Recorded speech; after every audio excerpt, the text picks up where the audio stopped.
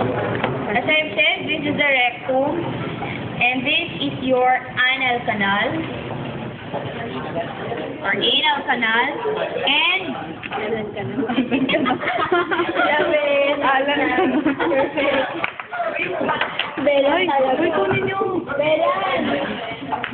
so namin yung anal canal, diba? This is the anus. Wow. Yes. So that's the seventh organ under the alimentary canal. Here, this is the superior mesenteric artery, which is a direct branch of your descending aorta, supplies the small intestine. This is the inferior mesenteric artery, which supplies the large intestine branch of your descending aorta. The difference or the distinguishing features of your large intestine are, compared to the small intestine, this is what we call your haustra.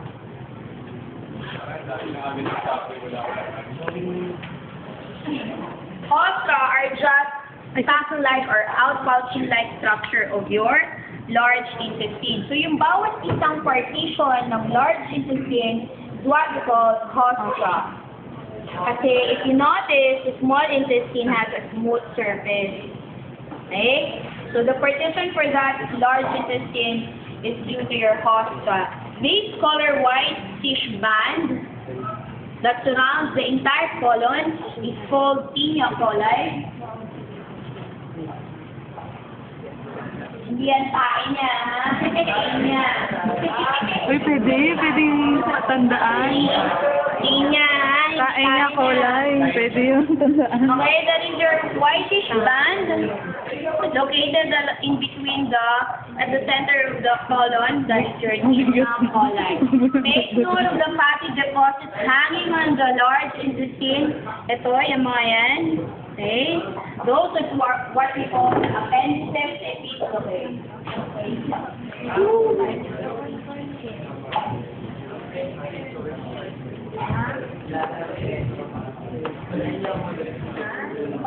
Okay, appendices epiphyseal. So, ito yun, yung bawat isang fatty deposit hanging on the large intestine. Appendices epiphyseal. That's it.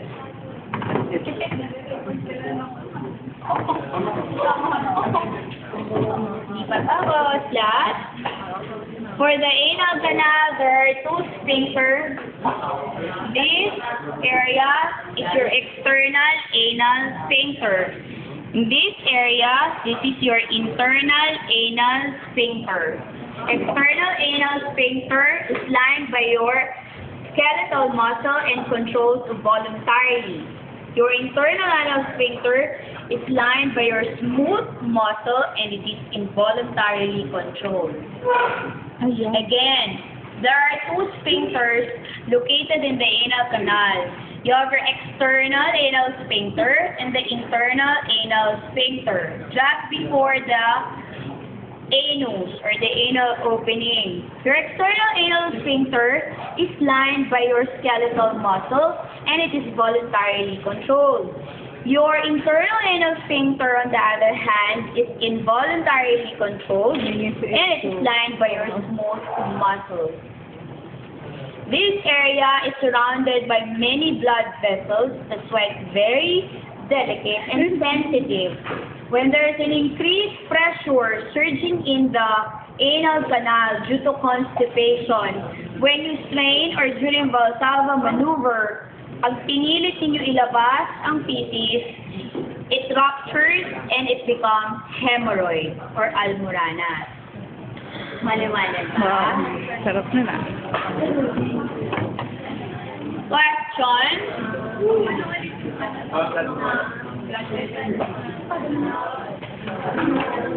Which one? Meron ka. Superior.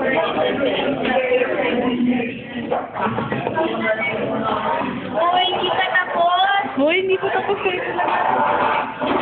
Una ako yun. Natamad na. This is the liver. Liver. It is divided into 4 lobes. Sundan nyo lang yung white trimming, yung siding.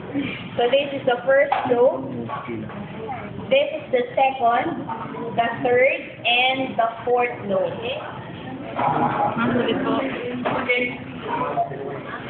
Posterior, ha?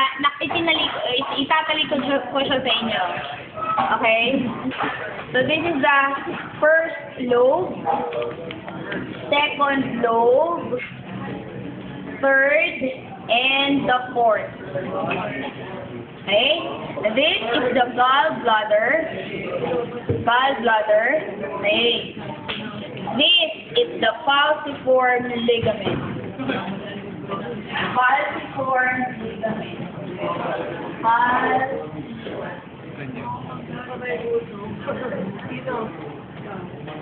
Falciform ligament serves as a point of attachment for the liver to the diaphragm. Okay? Ito, yung kulay puti. Falciform ligament. This is your hepatic portal vein. This, ito yung medyo madugo dito, yung blood vessels nito. Okay? This is the hepatic artery. Hepatic artery. Dalawa yan, class. Isang right, isang left. Okay? Nagde-divide yan. Hepatic artery. Okay? This is your bile duct. This one. So, yung malaki. Yun yung maliit kanina. Okay? Attached to the dito. Okay? And this one, binaliktad ko sa kalikod. Upside down, posteriorly. Okay? Yung dalawa na yan, that is your right and left hepatic duct. This is the left and this is the right hepatic duct, which directly continues to the main hepatic duct. Okay? Kuha ba? The right and the left hepatic duct and the common bile duct join together to form the main hepatic duct or common hepatic duct. Again, ha? This is the liver divided into 4 lobes. This is the first lobe. Second, so yan, yung area na yan. Third, and this is the fourth. Gallbladder, your hepatic portal vein, your hepatic artery, right and left. Pinaliktad ko lang siya, tapos upside down. Okay?